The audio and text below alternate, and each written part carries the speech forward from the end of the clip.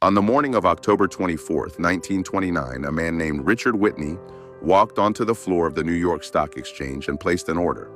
He wanted to buy 20,000 shares of U.S. Steel at a price well above what the market was offering. He was not buying because he thought the stock was cheap. He was buying to send a message that the market was stable, that confident men with serious money still believed in it, that the panic rippling through the trading floor that morning was nothing to worry about. It did not work. By the end of that day, a day that would become known as Black Thursday, nearly 13 million shares had changed hands in a frenzy of selling. It was the most chaotic day in the history of American finance, and it was not even the worst day of the week. That was still to come. To understand what happened in October 1929, you have to understand what the decade before it felt like. The 1920s in America were unlike anything the country had ever experienced. The economy was booming. New technologies, the automobile, the radio, the telephone, were transforming daily life. Factories were producing more than ever, wages were rising. And for the first time in history, ordinary Americans were buying stocks. Before the 1920s, the stock market was largely the preserve of bankers and wealthy industrialists. But in this new decade, it became something else entirely, a national obsession. Newspapers ran daily stock tips. Barber shops debated which companies to buy. Housewives, factory workers, and taxi drivers all had portfolios. And the reason so many ordinary people could participate was a financial innovation that made it all seem easy: buying on margin. Buying on margin meant you did not need to pay the full price of a stock. You could put down 10% of the value and borrow the rest from your broker. If a stock worth $100 rose to $150, you had made $50 on a $10 investment, a 500% return. The logic was intoxicating. What it also meant, though nobody wanted to think about this part, was that if the stock fell even modestly, you could lose everything you had put in and still owe the money you had borrowed. By 1929, an estimated $300 million worth of stocks were being bought on margin every day. The market had been climbing for years. Prices had more than doubled since 1925, and almost nobody believed it could stop. The optimism of the 1920s was not entirely irrational. The underlying economy was genuinely strong, but the stock market had long since stopped reflecting the economy. It had become something else, a self-reinforcing story that people told each other, a collective belief that prices would always go up because they had always gone up. Investment trusts, the era's version of mutual funds, were selling shares in pools of stocks, often at prices that bore no relationship to the value of what was inside them. Companies issued new shares and used the money to buy shares in other companies, which used the proceeds to buy shares in yet more companies. The whole structure was held together not by earnings or assets, but by confidence, and the confidence was everywhere. In September 1929, the economist Irving Fisher, one of the most respected financial minds in America, declared that stock prices had reached what looked like a permanently high plateau. He said this 6 weeks before everything collapsed. The cracks began appearing in early October. A few large investors started quietly selling. Prices dipped. Margin calls went out, brokers demanding that investors put up more cash to cover their borrowed positions. Some investors could not pay. Their stocks were sold automatically, pushing prices lower, which triggered more margin calls, which triggered more forced selling. It was a cascade, and once it started, it could not be stopped. On Black Thursday, October 24th, the sell orders overwhelmed the market. Crowds gathered outside the stock exchange on Wall Street, silent, watching the ticker tape. A group of senior bankers, including the heads of the most powerful financial institutions in America, pooled their resources and tried to stabilize prices. Hence Richard Whitney's theatrical buying order. It bought a single afternoon. 5 days later, on October 29th, Black Tuesday, the dam broke entirely.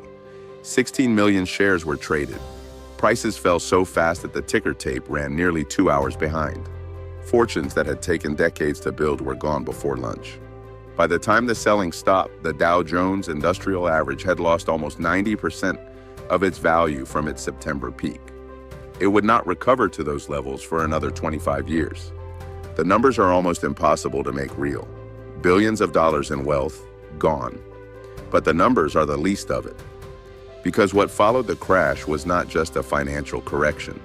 It was the Great Depression, A decade of economic devastation that spread from Wall Street to Main Street to every corner of the world. Banks failed, thousands of them. When banks failed, the savings of ordinary depositors, people who had never bought a single stock, vanished with them. Businesses closed, farms were repossessed.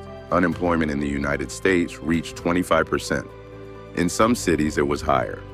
Soup kitchens stretched around city blocks. Families who had been comfortable middle-class homeowners in 1928 were homeless by 1932.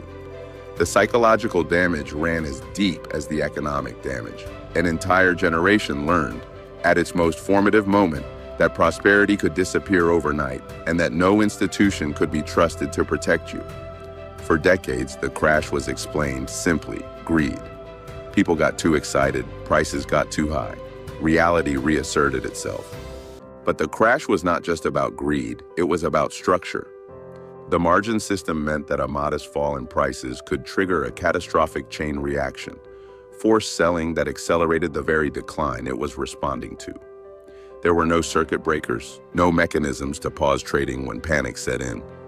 Regulators did not exist in any meaningful sense. Banks were allowed to speculate with depositors' money. Investment trusts were structured to amplify losses just as efficiently as they had amplified gains. And critically, the Federal Reserve, created in 1913 precisely to prevent financial catastrophes, responded to the crash by tightening money supply instead of loosening it. Rather than flooding the system with liquidity to stop the panic, it raised interest rates. Economists still debate why. The effect was to turn a severe crash into a decade-long depression. The crash of 1929 was not simply what happens when markets get overexcited.